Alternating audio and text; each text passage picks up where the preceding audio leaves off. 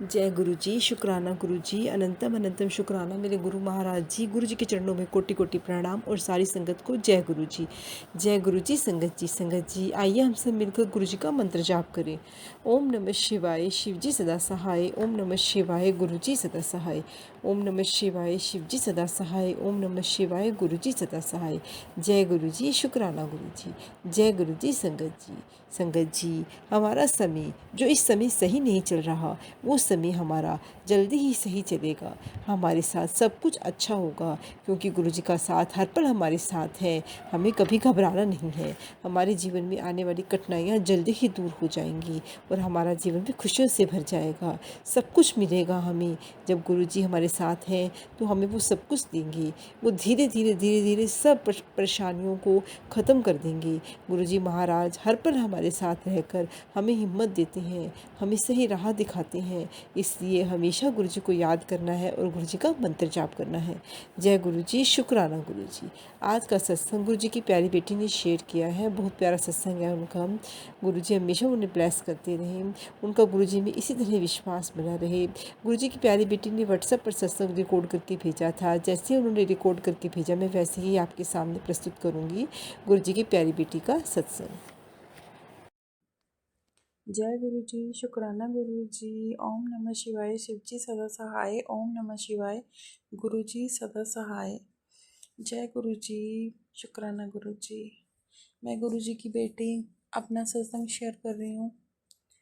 गुरु जी ने मेरी लाइफ में इतने ज़्यादा चमत्कार किए हैं ना, पर मेरे पास सत्संग शेयर करने के टाइम पे पता नहीं क्यों इतना आलस आ जाता है ना कि मैं सत्संग ही नहीं शेयर करती। रोज़ सोचती हूँ कि करना है, आज करती हूँ। ये भी नहीं है कि बहुत बिजी हूँ, पता नहीं क्या हो जाता है, आलस इतना आता है कि शेयर ही नहीं कर रही सत्संग। और गुरु जी के मैसेज आए जा रहे थे कि मैंने तेरे साथ इतने चमत्कार किए हैं, तेरे को न्यू लाइफ ब्लेस की है, फिर भी तू एक शुक्राना नहीं शेयर कर रही। तो आज मैं अपना शुक्राना सत्संग शेयर कर रही हूँ सभी संगत के साथ। तो मेरे ना शरीर में ऐसे पता नहीं दर्द दर्द नहीं बोल सकते, पता नहीं क्या हो रहा था मुझे, पता नहीं बेचैनी है या क्या है, मुझे खुद नहीं समझ आया मेरे साथ क्या बन रही थी, क्या बीमारी है। एक तो होता है ना कि सर में दर्द हो रही है, पेट में दर्द हो रही है, कुछ समझ ही नहीं आ रहा हो क्या रहा है, पर कुछ गड़बड़ हो रही थी मेरे साथ। और गुरु जी के मैसेज भी आ रहे थे कि तेरे पे ब्लैक मैजिक कर रहे हैं तेरे ससुराल वाले, तेरी सास तेरा जेठ जेठानी लगे पड़े हैं ब्लैक मैजिक करने। और जब मैं गुरु जी का सत्संग सुन लेती थी ना, तो उस टाइम मैं ठीक हो जाती थी, बिल्कुल ठीक हो जाती थी। मुझे ऐसे फील होता था मेरी बॉडी से कोई चीज़ निकल गई है। फिर 2-3 दिन के बाद फिर से वही दिक्कत होने लग जानी बॉडी में, समझ ही नहीं आ रहा हो क्या रहा है। एक तो होता ना बीमारी का पता तो चले बीमारी है क्या, कुछ भी नहीं समझ आ रहा। अब मैं किसी को बताऊँ तो क्या बताऊँ।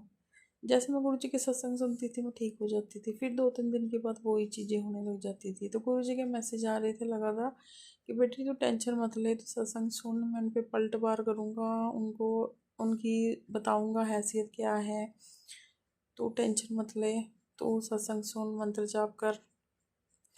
और अब कल से मेरी तबीयत एकदम जिसको बोलते हैं ना बिल्कुल ठीक है, कोई दिक्कत नहीं हो रही, परेशानी नहीं हो रही। और बॉडी इतनी हल्की हो रखी है ना, खासकर मेरा दिमाग दिमाग इतना हैवी हो रखा था ना, समझ ही नहीं आ रहा था है क्या। और इतना हल्का हो रखा है ना कल से मेरा दिमाग, जैसे ऐसे लग रहा है जैसे बॉडी में से ना कुछ निकला है, दर्दे दुर्दे सब गायब।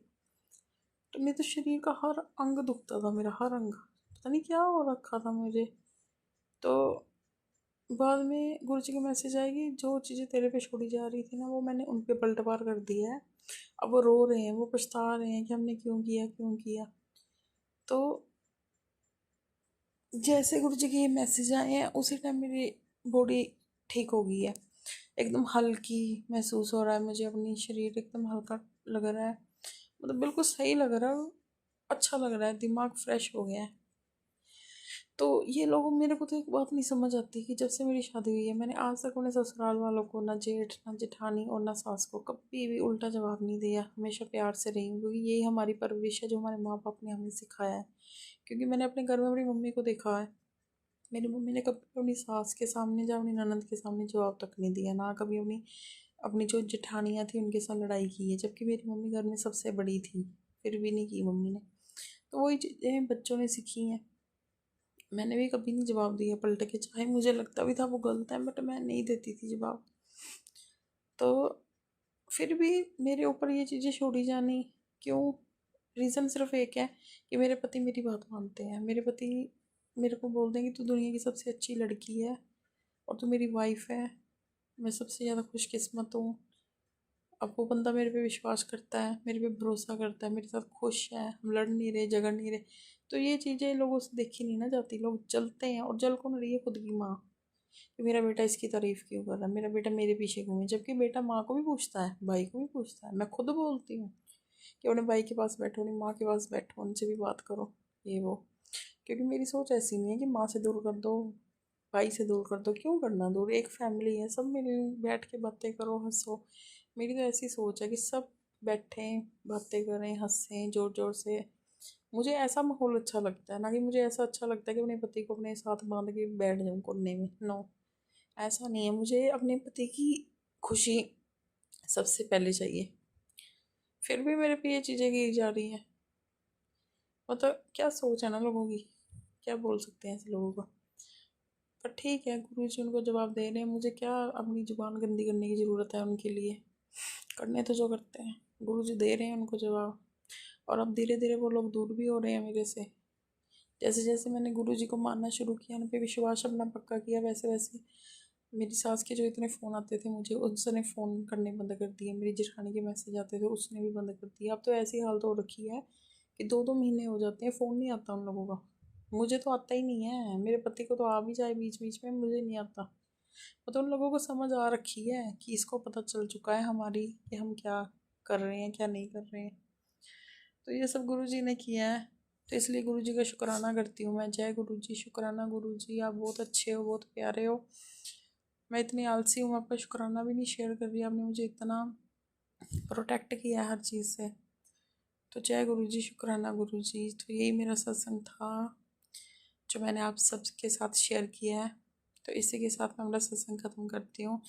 जय गुरु जी, शुक्राना गुरु जी। ओम नमः शिवाय, शिव जी सदा सहाय। ओम नमः शिवाय, गुरु जी सदा सहाय। जय गुरु जी, शुक्राना गुरु जी। बहुत प्यारा सत्संग था गुरु जी की प्यारी बेटी का। संगत जी, गुरु जी का मंत्र जाप हमें बहुत हिम्मत देता है। हमें हर पल गुरु जी का मंत्र जाप करते रहना है।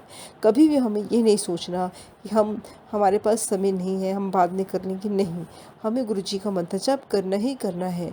वो हमारे लिए एक औषधि है और उस औषधि से हमारे शरीर की सारी बीमारियां दूर हो जाएंगी, हमें पता भी नहीं चलेगा। मंत्र जाप करने से हमारे जीवन में सारे दुख, जो भी दुख हैं, वो सब खत्म हो जाएंगे। गुरु जी के चरणों का ध्यान लगाना हमारे लिए बहुत ज़रूरी है। जो काम अब नहीं बन रहा वो बहुत जल्दी बनने लग जाएगा। बस गुरु जी का ध्यान लगाइए, गुरु जी में विश्वास रखिए, एक आस्था और एक विश्वास गुरु जी के प्रति आपको जीवन में बहुत कुछ देगा, आपने सोचा भी नहीं होगा। जय गुरु जी, शुक्राना गुरु जी।